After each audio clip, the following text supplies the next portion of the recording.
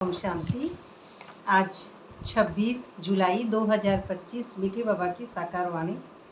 आज मीठे मीठे बाबा कहते हैं, मीठे बच्चे जी बाबा।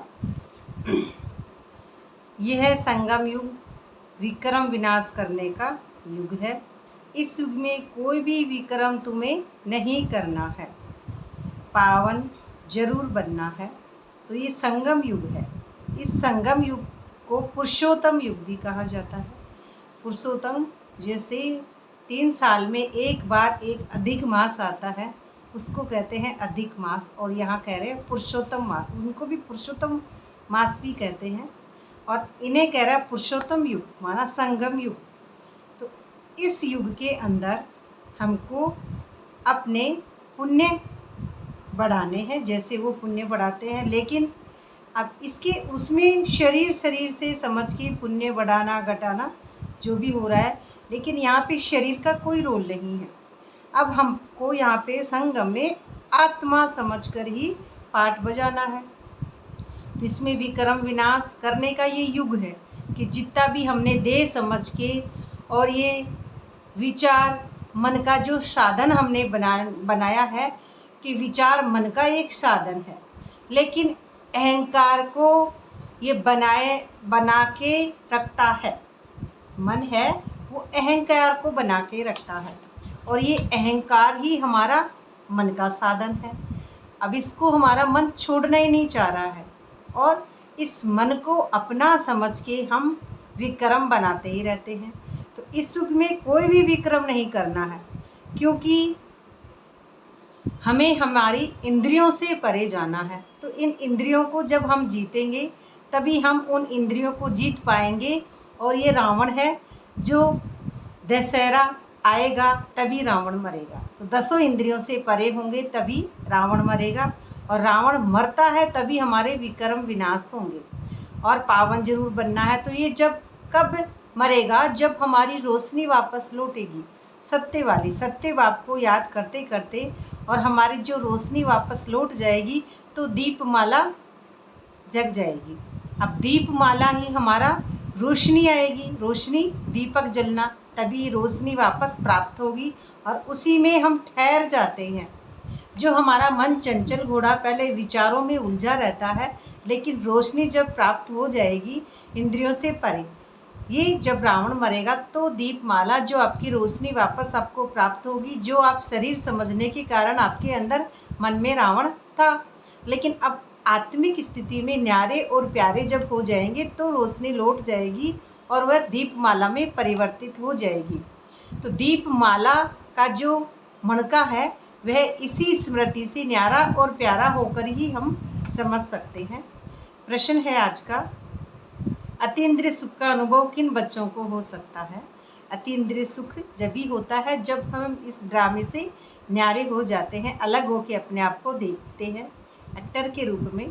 उत्तर है जो अविनाशी ज्ञान रत्नों से भरपूर है, माना जो सागर में डुबकी लगाए हुए है, सागर के पास है, तो उसमें सागर के अंदर ही भरपूर है ज्ञान रत्न, उन्हें ही अतीन्द्रिय सुख का अनुभव हो सकता है। उन्हीं बच्चों को अतीन्द्रिय सुख का अनुभव हो सकता है।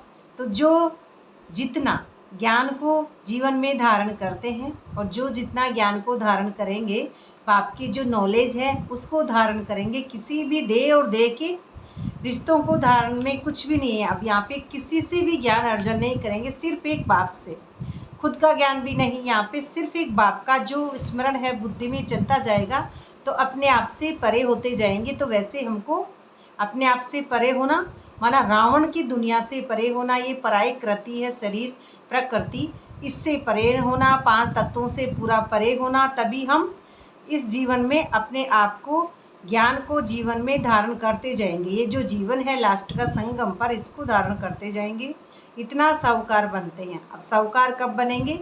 जब गरीबी से दूर हो जाएंगे। गरीबी माना जब तक हम अपने आप को शरीर समझकर, और हाय हाय मैं गरीब, हाय हाय मैं अमीर, हाय मेरे साथ ये क्यों हुआ, मेरे बच्चे, मेरा पद, मेरा पोजीशन, नाम मान शान, किसी बात का, अपना बात का प्रभाव पड़ना, किसी और का पड़ना, और इस झूठी दुनिया को सच्चा समझना, तो इसमें है हम गरीब। लेकिन साहूकार हम जब बनेंगे जब हम अविनाशी जो ज्ञान सागर बाप है उसके प्यार में लवलीन हो जाएंगे और अपने इस पुराने संस्कारों को, पुराने मन को पूरा ख़त्म करने के बाद में, तो अगर ज्ञान रत्न धारण नहीं करे तो गरीब रहेंगे, क्योंकि इंद्रियों के गुलाम हैं हम। तो जब तक हम इंद्रियों के गुलाम हैं तब तक हम गरीब हैं। हमारी इंद्रियां, मन चंचल घोड़ा चाहे जैसे अपने हमारा फ़ायदा उठा रहा है, खुद अपना फ़ायदा उठा रहा है, इधर दूसरा भी फ़ायदा उठाता है। क्योंकि हम जब अपने आप में जाकर गुलामी से अपने आप को फ्री नहीं कर पा रहे हैं और अपने आप को फ्री नहीं करेंगे तो तब तक हमको दूसरे भी खींचते रहेंगे इधर उधर। लेकिन खुद जब फ्री हो जाता है तो उसको कोई भी नहीं खींच सकता है, क्योंकि सोल एक फ्री अवस्था है। जो निराकार हमारी सत्य स्वरूप स्थिति है वो एकदम फ्री वाली अवस्था है। उसके अंदर हम फ्री हो जाते हैं, किसी का भी प्रभाव नहीं पड़ता है। तो बाप तुम्हें पास्ट, प्रेजेंट, फ्यूचर का ज्ञान देकर त्रिकालदर्शी बना देते हैं। अब त्रिकालदर्शी बनाएंगे तो जो त्रिकालदर्शी वही होगा जो वर्तमान में टिकेगा, एक ही सुई की नोक पे टिकेगा, केंद्र बिंदु पे टिक जाएगा। अब यहाँ पे खुद टिक चुका है तो अब एक व्रता है वो, माना बाबा उसकी बुद्धि में हमेशा चलता है। अब उसमें केवल बुद्धि में बाबा है और कुछ भी नहीं है उनकी बुद्धि में, केवल बाबा का योग चल रहा है। कर्म योगी जो अवस्था है उसके अंदर अब ड्रामा उसको प्रभावित नहीं करता है, उसको ड्रामा प्रभावित नहीं करता, उस एनर्जी को ड्रामा प्रभावित नहीं कर सकता। क्योंकि ये जो दो आँखें हैं उसकी, ये दो आँखें हैं, लेकिन जो तीसरी आँख है, तीनों आँखें उपराम स्थिति वाली आँख से ही चले। ये दो आँखों का अब यहाँ पे दो आँखें जो है स्वार्थी होती है। अब तीसरी आँख जो परमात्मा की, जो बाबा कह रहे हैं कि त्रिकालदर्शी, दर्शी माना जो आपका दर्शक के रूप में आप हैं। तीनों कालों का आदि मध्य अंत का जो ज्ञान है वह इसी सूक्ष्म अवस्था के अंदर है और इसी के अंदर ही शिव बाबा की मत है। जो रुद्राक्ष की आपकी जो आँख है उसी में शिव बाबा का मत है। इसके अंदर रावण जब निकल जाता है, मन जब मर्ज हो जाता है, पुराना रावण जब निकल जाता है तो मन, माइंड जो है वो खाली हुआ कचरे के से, कलयुगी बातों से, दे की दुनिया से, पांच तत्व से परे जब ये रावण निकल गया तब उसमें बाप की नॉलेज बैठती है, तब वह त्रिकालदर्शी अवस्था होती है। अब इसमें कुछ भी प्रभाव उस पर नहीं पड़ता है, क्योंकि ये बेहद वाली स्मृति है, तो इसमें किसी का भी प्रभाव अब नहीं पड़ता है। और गीत है आज का ओम नमो शिवाय। तो ओम नमो शिवाय, ये जो अंदर का विनाश का अर्थ है इसका, कि हम अपने आप को भगवान को अर्पण कर रहे हैं, तो शिव को अर्पण कर रहे हैं, तो सीमित दुनिया से मुक्ति चाहिए। ये जो सीमित दुनिया है, देह और देह की दुनिया, इससे मुक्ति जब होती है तो ये शरीर, मन और कर्म, इनसे पहचान खत्म हो जाती है। तो इसमें नमो, ना मैं मन हूँ, ना मैं कहानी हूँ और ना ही मैं कुछ शरीर की बातें हूँ, ना मैं कर्म हूँ, ना हिसाब किताब, कुछ नहीं, अंदर से खाली, कुछ भी नहीं हूँ मैं। तो नमो एक झुकना वाली अवस्था है, समर्पण बुद्धि, समर्पण बुद्धि को कहेंगे नमो। झुकना या प्रणाम करना, मालिक को, अपने आप को समर्पित बुद्धि से दे देना, पूरा समर्पण भाव। तो इसमें परमात्मा को जानने वाला पहले खुद को मिटाएगा, जब खुद मिट जाएगा तभी परमात्मा के पास पहुंच सकेगा। तो इसमें पहले खुद को नष्ट करना होगा, नष्टो मोहा। तो नष्टो मोहा पहले खुद बनेंगे तभी नष्टो मोहा स्मृति लगता, तभी उस अवस्था में हम अपने आप को पहचानेंगे कि मैं आत्मा हूँ। और इसमें पवित्र, अब जो पवित्रता है उसमें पवित्र बन गए ना, तो जब नंबरवार कर्मातीत अवस्था हो जाएगी तब लड़ाई शुरू होगी। तो उसमें फिर ड्रामा से न्यारे होने के बाद में तब तक रिहर्सल होती रहती है, तब तक मन को मनमना भाव करके परमात्मा में हम मैच करते रहते हैं। रिहर्सल हो रही है, देह से हट रहे हैं और योग लगा रहे हैं, फिर बाबा के पास जा रहे हैं, अपने आप को शरीर से हटा के, मन बुद्धि से हटा के फिर जाते हैं, फिर योग हमारा कट जाता है। तो ये चलता रहता है रिहर्सल। लेकिन कर्मातीत अवस्था जब आपकी हो जाएगी तो ये रिहर्सल ख़त्म हो जाएगा और बाप की नॉलेज आप में समा जाएगी। अच्छा, मीठे मीठे सिकलदे बच्चों प्रति माता पिता बाप दादा का याद प्यार गुड मॉर्निंग। रूहानी बाप की रूहानी बच्चों को नमस्ते। हम रूहानी बच्चों की रूहानी बाप दादा को याद प्यार गुड मॉर्निंग। नमस्ते बाबा, नमस्ते, शुक्रिया बाबा, शुक्रिया। धारणा के लिए मुख्य सार का पहला पॉइंट, इस पुरुषोत्तम मास में अविनाशी ज्ञान रत्नों का दान करना है। तो पहले अपने आप को उत्तम से उत्तम फर्स्ट पर्सन बनाना है कि मैं फर्स्ट पर्सन एक आत्मा हूँ और सेकंड पर्सन मेरा देह है, थर्ड पर्सन कोई और है। अब इसमें सोल टू सोल लव है। देह का कोई स्पेशल किसी से भी प्यार नहीं है, मोह नहीं है, कोई हिसाब किताब अंदर में नहीं है। तो इसमें सोल को सोल से देखे और फिर उसको रोल को नहीं देखना, कहानी को नहीं देखना, उनके क्या है क्या नहीं है, ये उस सोल को कोई पता नहीं होता है। अब सोल को सोल समझ के समा ऑटोमेटिकली ही होता रहता है। करने की ज़रूरत अब यहाँ पे नहीं पड़ रही है क्योंकि आप करता नहीं है। अकर्ता के भान में ही सोल होती है। अमृत वेले उठ विचार सागर मंथन करना है। श्रीमत पर शरीर निर्वाह करते हुए बाप ने जो होमवर्क दिया है वह भी जरूर करना है। श्रीमत है शरीर नहीं हूँ मैं आत्मा हूँ, यही हमारी श्रीमत है कि शरीर से परे अपने आप को आत्मा समझना है। तो शरीर पर ये जो निर्वाह करते हुए बाप को जो होमवर्क दिया है वह जरूर करना है कि मैं आत्मा, जो होमवर्क है हमारा आत्माभिमानी स्थिति में टिकना, इस होमवर्क को जरूर याद रखना है। दूसरा पॉइंट है, पुरुषार्थ में कभी रुकावट आए तो बाप को समाचार देकर श्रीमत लेनी है ना। बताना है बाबा को कि बाबा मेरे में ये कमी है, अच्छाई है, बुराई है, जो भी है बाबा आपकी है, मैं कुछ भी नहीं हूँ, मैं रोल हूँ और अब मैं सोल हूँ और ये रोल से मेरा कोई लगाव नहीं है। मैं सिर्फ एक सोल हूँ और बाप भी एक मास्टर सर्वशक्तिमान सोल है। तो अपने आप को सोल समझना है, न कि रोल, कहानी, पुरानी बातों से यादों में बहना है। तो श्रीमत यही है कि मैं देह नहीं हूँ, मैं सिर्फ एक आत्मा हूँ। सर्जन को सब सुनाना है क्योंकि डॉक्टर को नहीं बताएंगे पूरी बातें तो फिर हमें अच्छी दवा नहीं देता है। ऐसे ही सर्जन जब हमारी रूहों का पिता है तो हमारी सारी बातें बाबा से शेयर करें। विक्रम विनाश करने के समय कोई भी विक्रम नहीं करना है। अब विक्रम विनाश करने का समय है तो देह समझ के कोई भी कर्म अब यहाँ पे नहीं करना है क्योंकि जब तक पुराने ही ख़त्म नहीं हो रहे हैं लेकिन फिर भी नए नए और समझ लेंगे।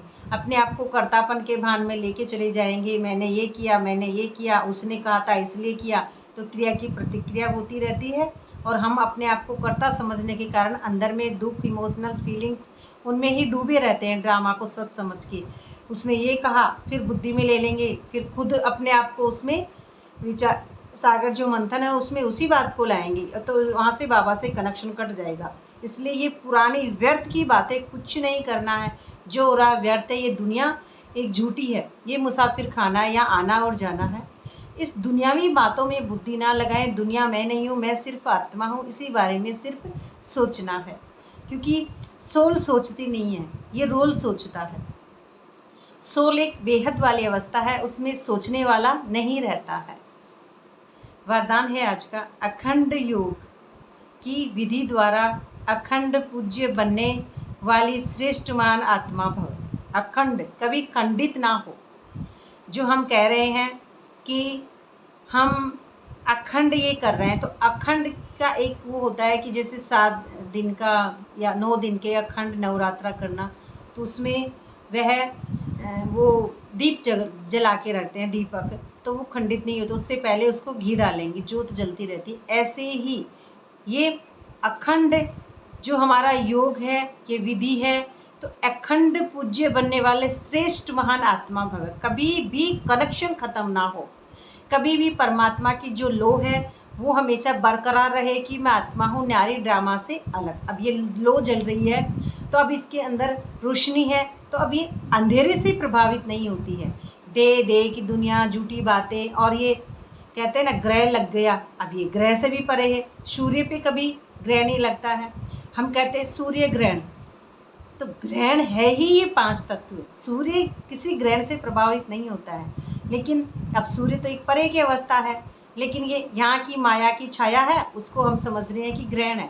लेकिन अपने ग्रहण से दे की दुनिया से, झूठी बातों से, ममता से, इमोशनल फीलिंग्स, दुख दर्द, ये सब शरीर के हैं। अब मैं यहाँ पे शरीर नहीं हूँ। तो ये अखंड ज्योत, जो दिव्य ज्योत जग रही है, सूर्य निराकार अमृत वेला जो टपक रही है, बरस रही है। अमृत वेला एक सुबह वाली अवस्था नहीं है। संगम, पूरा संगम युग ही अमृत वेला है, न कि अमृत वेला सुबह सुबह। सुबह सुबह अमृत वेला है, ठीक है, अच्छी बात है स्टार्टिंग के लिए। लेकिन फिर भी हमेशा उठते बैठते मन मनावा मैच करेंगे, ऊपर जाएंगे, ड्रिल करेंगे अपने आप को शरीर से परे वाली आत्मा समझते समझते एक दिन अमृत वेला, यानी कि हम पाप समान बनते बनते और उस अवस्था में पहुंच जाएंगे और फिर बन ही जाएंगे एक दिन। वो अमृत रस कभी ख़त्म नहीं होगा और अखंड ज्योत आपकी बरकरार रहेगी। तो आजकल जो महान आत्माएं कहलाती हैं, उन्हों के नाम अखंड, अखंडानंद आदि रखते हैं, लेकिन सब में अखंड स्वरूप तो आप हो। अब आप कौन? जो निराकार स्मृति में टिकी हुई सोल है। स्टेट ऑफ माइंड आपका पूरा वहाँ उस अवस्था में रहता है हमेशा। आनंद में भी अखंड, आनंद भी आपका कभी खंडित नहीं होता है। सुख में भी अखंड, सुख भी सातों गुण ही आ रहे हैं उसमें। तो सिर्फ संग दोष में न आओ। अब ये कब होगा? जब संग दोष में ना आओ, दूसरे के अवगुणों को देखते सुनते डोंट केयर करो, है ना। देखते हुए नहीं देखना, सुनते हुए नहीं देखना, डोंट केयर करो, तभी वह अवस्था बनेगी। इस विशेषता से अखंड योगी बन जाएंगे और फिर ये विशेषता आपके अंदर होगी तो आप अखंड योगी बन जाएंगे, देह और देह की दुनिया से परे वाले आत्मिक अवस्था में टिके हुए। तो जो खंड योगी है, जो अखंड योगी है, वही अखंड पूज्य बनते हैं और वही पूज्य बनते हैं। अखंड है, जो खंडित होते हैं वो तो जैसे मूर्ति भी खंडित होती है उसको बाहर रख देते हैं, तो खंडित को थोड़ी पूजते हैं, अखंड को पूजते हैं। जो आप ऐसी महान आत्माएं हो जो आधा कल्प स्वयं पूज्य स्वरूप में रहते हो और आधा कल्प आपके जड़ चित्रों का पूजन होता है। आधा कल्प तो होता है ये मूर्तियाँ, मिट्टी की, शरीर और शरीर की, इनकी पूजाएं होती हैं, एक दूसरे को पूजते रहते हैं। जो था ही मैं अपने आप को शरीर समझ के पूज रहा हूँ, जब तक फिर हम कौन हैं? पतित हैं। और जड़ समझ के पूज रहे हैं तो हम अभी कैरेक्टर बस, कर्मेंद्रिय बस अपने आप को गुलामी में जकड़े हुए हैं, अपने आप को शरीर समझ रहे हैं। शरीर समझेंगे तो हम पत्थर को भी पूजेंगे, सबको पूजते रहते हैं, सब जगह हम मांगते रहते हैं, माना डिमांड बाकी है। जब तक दे की दुनिया को सच समझ रहे हैं तब तक डिमांड ख़त्म ही नहीं हो रही है, चाहिए चाहिए। और चाहिए है तो मैं भी खुद के लिए भी मांगूंगी, बच्चों के लिए, परिवार के लिए, और नाम मान शान, नौकरी है, पद है, पोजीशन है, सब में अच्छे मांगेंगे, कोई कुछ कहे भी नहीं हमको। तो हम तो इस हद में ही सुखी समझ रहे हैं अपने आप को, परिवार बच्चों में। लेकिन ये यहाँ का सुख ओरिजिनल बाप के हिसाब से सुख नहीं, यही हमारा दुख है और यही माया है। मायावी नगरी में बहते जा रहे हैं। स्लोगन है आज का कि दिव्य बुद्धि ही साइलेंस की शक्ति का आधार है। दिव्य बुद्धि जो हमारी है वो साइलेंस में जब लौट जाएगी वही हमारी परम अवस्था है। और दिव्य बुद्धि जो साइलेंस की शक्ति है, तो उसमें साइलेंस की शक्ति है, तो अब उसमें साइलेंस के अलावा और भी सभी शक्तियाँ हैं। अव्यक्त इशारा है आज का। संकल्पों की शक्ति जमा कर श्रेष्ठ सेवा में निमित्त बनो। जो अपनी सूक्ष्म शक्तियों, मन बुद्धि, जो अंदर की हमारी मन बुद्धि संस्कार सूक्ष्म शक्तियाँ, तो मन बुद्धि को हैंडल कर सकता है वह दूसरों को भी हैंडल कर सकता है। इसलिए स्वयं के ऊपर कंट्रोलिंग पावर, रूलिंग पावर हो, यही यथार्थ हैंडलिंग पावर बन जाती है। चाहे अज्ञानी आत्माओं हो सेवा द्वारा हैंडल करो, चाहे ब्राह्मण परिवार में स्नेह संपन्न, संतुष्टता संपन्न व्यवहार करो, दोनों में सफल बन जाओगे। तो अब यहाँ पे जो हम हैंडल करने की बात है, तो अब इसलिए स्वयं के ऊपर कंट्रोलिंग पावर, पहले अपने आप पे कंट्रोलिंग पावर, पहले अपने आप को जो विनाश है अंदर से करके और न्यारा और प्यारा होना है। उसके बाद में रूलिंग कंट्रोलिंग पावर, आपके पास यथार्थ हैंडलिंग पावर है कि मैं आत्मा हूँ। अब यहाँ पे ड्रामा से परे वाली अवस्था वाली आत्मा हूँ। तो अब ये चाहे अज्ञानी आत्माओं की सेवा द्वारा हैंडल करो। अब ये जो बाहरी दुनिया है उसमें बाबा उनको कह रहे हैं अज्ञानी, जो अपने आप को देह समझते हैं। अब ये बाहरी ही नहीं है, हम बीके में भी, हम भी कोई भी हो सकता है जो ज्ञान को समझते ही नहीं है, जिस ज्ञान को एक डर की फीलिंग्स, बाबा ऐसे कर देगा, बाबा नहीं तो ऐसे करो, ये कर दो, नहीं तो बाबा ऐसे कर देगा। हम में भी तो ऐसे अज्ञानी हैं। तो इसलिए ये जो अज्ञानी का मतलब यहाँ पे है अपने को देह समझ के कर्म करना। तो जब तक हम अपने आप को शरीर समझ के कर्म कर रहे हैं, और क्या बाबा ऐसे कर देगा तो बाबा क्या शरीर है? नहीं, बाबा शरीर नहीं है, और नहीं बाबा शरीर की कर्म, रोल, कहानी और किसी में भी बाबा नहीं झांकता है। बाबा किसी को दुख देता नहीं है और बाबा किसी का दुख लेता भी नहीं है। बाबा तो एक साक्षी है। ऐसे ही हम भी पहले साक्षी बने और साक्षी बनकर इस अवस्था को समझे कि जब तक हम देह समझ के कर्म कर रहे हैं तो वो हमको अज्ञानी ही हम अपने आप को समझेंगे। तो इसमें हैंडल करेंगे, हैंडल कौन करेगा? जो परम अवस्था वाली आत्मा है वो हैंडल करेगी। चाहे ब्राह्मण परिवार में स्नेह संपन्न, अब ब्राह्मण किसको बोल रहे हैं? बाबा सोल को बोल रहे हैं, शरीर को बाबा नहीं बोलते हैं ब्राह्मण। हम शरीर से ब्राह्मण नहीं हैं, हम एक सोल है, और बाबा भी एक परम सोल है। तो सोल सोल को देखती है, जैसा बाप है तो बाप के जैसों को देखेगा ना। हम शरीर हैं तो हमारा जो जन्म देने वाला पिता है उसको हम शरीर से शरीर पिता समझते हैं। हम किसी ऊँट को पिता नहीं समझ रहे, हम किसी हाथी को पिता नहीं समझ रहे, किसी जानवर को पिता नहीं समझ रहे। ऐसे ही हमारा निराकार बाप ही हमारी निराकार की सोल को ही बच्चा समझता है। इसलिए हम जब तक सोल की अवस्था में नहीं है तब तक हम उस अवस्था में ब्राह्मण अपने आप को जब ही समझे जब हम सोल हैं। अब सोल को ही सोल पहचानती है। अब यहाँ पे भी सोल जब उपराम स्थिति में आप सोल बन जाते हैं तभी आप सोल टू सोल लव कर रहे हैं, और उनको क्षमा करने की शक्ति भी आप में जब भी आती है जब आप ड्रामा से न्यारे हो जाएंगे, अपने आप को पूरा डिटैच रखेंगे, न्यारा और प्यारा कमल पुष्प समान। तो अब पुष्प उपराम स्थिति में कीचड़ जो हमारी कुंठाएं हैं उनका प्रभाव नहीं पड़ना, कीचड़ का, गंध का, 5 तत्वों के पुतले का, ये गंदा पानी, ये गंदा कीचड़, ये मैं नहीं हूँ, मैं सिर्फ एक सोल हूँ, न्यारी और प्यारी आनंद स्वरूप परम अवस्था में रहने वाली हूँ। तो इसी में हम दोनों में सफल हो जाएंगे, क्योंकि हम अब देह नहीं है तो देह वालों को भी हैंडल कर लेंगे, और हम उस अवस्था में ब्राह्मणों माना सोल तो है ही, तो सोल समझ के अगर करेंगे तो वो अचल अडल जो आपकी अवस्था है वो सारे ही स्वरूप आपके ही हैं। अब आप उसमें न्यारा और प्यारा रह के दोनों अवस्थाओं को ही हैंडल कर सकते हैं। अच्छा, ये थी बाबा की साकार वाणी। बाबा का बहुत बहुत शुक्रिया, और सुनने वालों का भी बहुत बहुत शुक्रिया। ओम शांति।